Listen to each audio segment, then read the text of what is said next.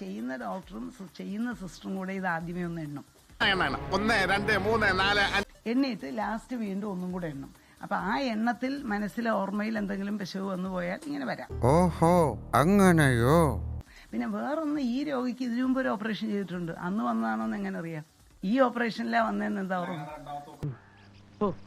ഭയങ്കരം തന്നെ.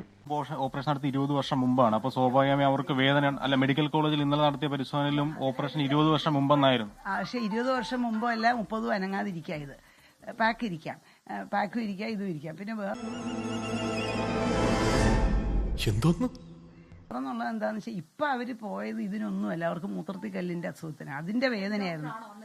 ഒരുത്തൻ അപകടം പറ്റി ആസ്പത്രി കിടക്കുമ്പോഴല്ല ചെറ്റവർത്താനം പറയല്, മനസ്സിലായോ? ഇനി ഇത് ആവർത്തിക്കരുത്. അല്ല, ഞാനല്ല ചെയ്തത്. അല്ല എന്ന് 100% എനിക്കറിയാം. ഞാനല്ല, അന്ന് ഞാൻ റിട്ടയർ ചെയ്യുന്നതിന് തൊട്ട് മുന്നെയാ. അതുകൊണ്ട് വലിയ കേസുകളൊന്നും ഞാനന്ന് ചെയ്തിട്ടില്ല. വയസ്സാം കാലത്ത് 10 വർഷമാണ് ശിക്ഷ, 12 വർഷം അപൂർവമാണ്. 5 അല്ല 50 വർഷം ജീവിച്ചാലും ഒന്നും സംഭവിക്കത്തില്ല.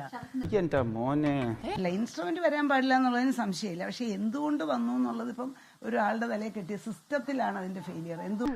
നിന്റെ പരിപാടി തീർത്ത് തരാണ് ഞാൻ കേട്ടോ. അതുകൊണ്ട് ഞാൻ ചെയ്തതല്ല. ഒന്ന് പേര് വെളി വരുന്നവരെ നിങ്ങൾ ക്ഷമിക്കും.